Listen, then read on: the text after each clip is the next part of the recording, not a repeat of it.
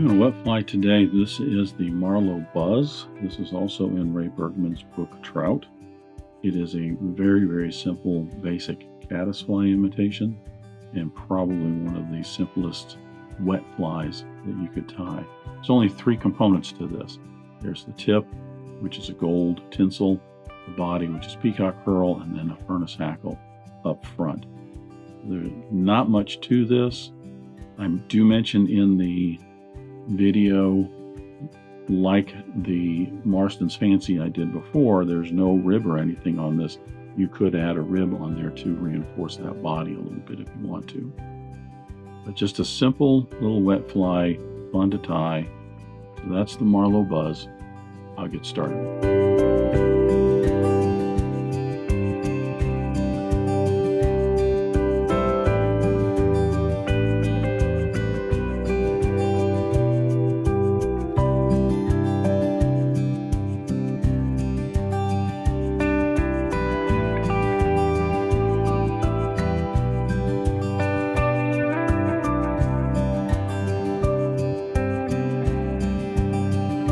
I've got my hook in the vise for the Marlow Buzz. This is a Mustad 3399 in a number 8. Let's go ahead and debarb the hook.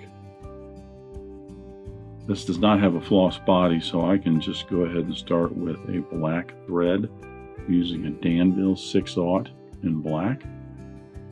I'm going to wax my thread.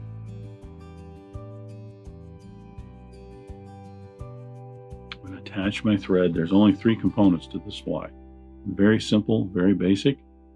I'm going to attach my thread about an eye length behind the eye of the hook, run my thread down to just past the barb. Here's where I'm going to tie in the tip. The tip is just some gold tinsel. I'm using a Danville Mylar tinsel. This is a size 16 and 18 silver and gold Mylar tinsel. I'm going to tie this in with the silver side up.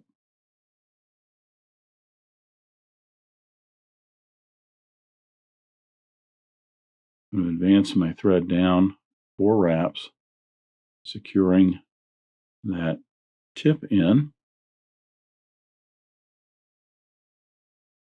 Attach my hackle pliers to this so I've got a little bit better grip. I'm going to put in about 6 wraps down and 6 back up to put in the gold tip on the Marlow Buzz.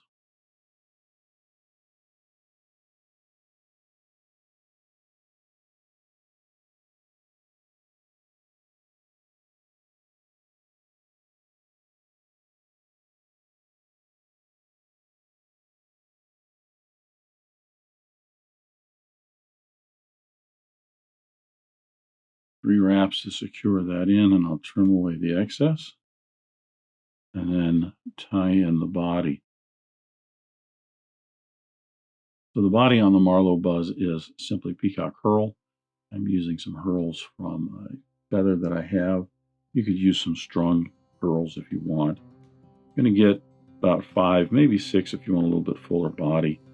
I'm going to get the tips evened up on those, and then I'm going to trim away the more delicate tips on that.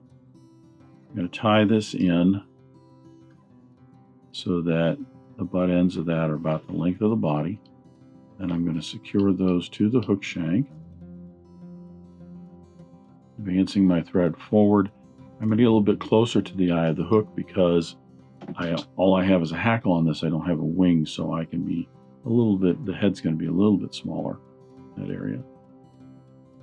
Then I'm going to use the rotary features on my vise to apply the body.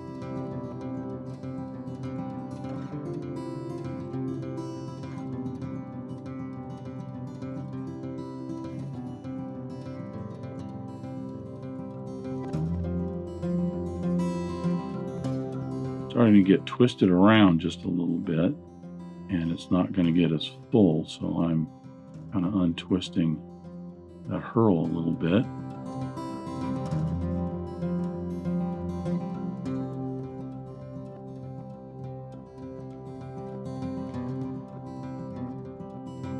Applying that till I get right up to almost right behind the eye of the hook.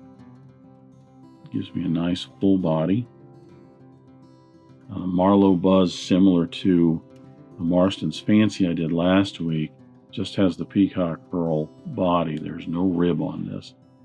So I don't think you would be upsetting any fly tying or fishing protocols if you decided to put a little rib, a gold rib in here, just to help protect those Peacock Herls a little bit. Potentially even lay down a layer of like Zap-A-Gap or something on there, just because when fish strike at this, or if you smack your cast, the fly, into something, the Peacock Herl, the stem of that can break, and very, very easily, and next thing you know, it's all coming unraveled. So you might want to think about, if they're fishing flies, do that just to help protect it a little bit. The hackle on this is just a furnace hackle. I've got a nice kind of reddish brown furnace hackle. I want to select a feather that when I get the last wraps in here, they're going to be about the length of behind the eye of the hook to the point of the hook. I'm only going to put about 4 wraps in. And isolate the tip on this. And then I will get a couple wraps in and fold that tip back, another wrap over, fold it down, and then get my thread right up behind the eye of the hook. I can then take the very tip of that. I can pop that off.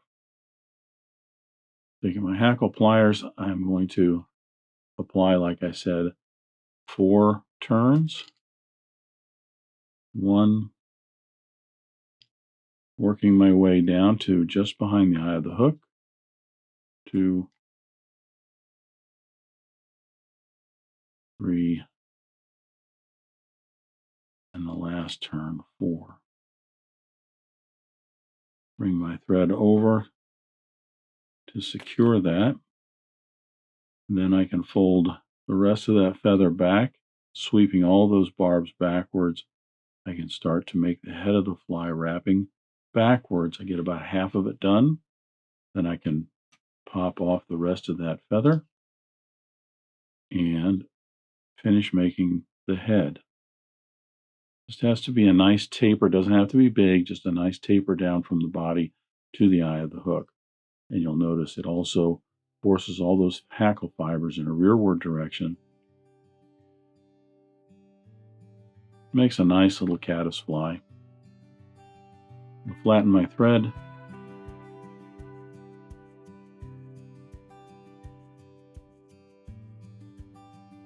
And then use the flattened thread to finish off the head with the whip finish.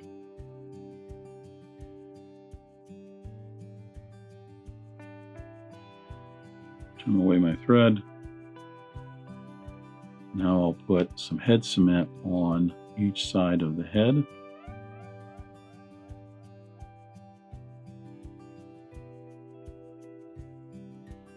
And in a moment I'll come back and I'll put some black lacquer on that, a couple of coats, to finish off the Marlow buzz. As I said, it's just a nice, simple little wet fly. There's not much to it. Probably one of the simplest you could ever tie. Nice little caddis imitation. So that's the Marlow buzz, and thanks for watching today. Thanks for joining me at the Vise today. I hope you learned at least a new pattern, if not a new technique, maybe a tip or trick here and there. If you have any questions about this fly or any of the techniques used in constructing this pattern, please leave them in the comments section down below. If you go to the trouble to ask a question, I'll go to the trouble to answer it. If you'd like to help dressed irons, please share this video with your friends and anybody you think that might enjoy this pattern. Until next time, remember, it's fly tying. If you're not having fun, then you're doing it wrong.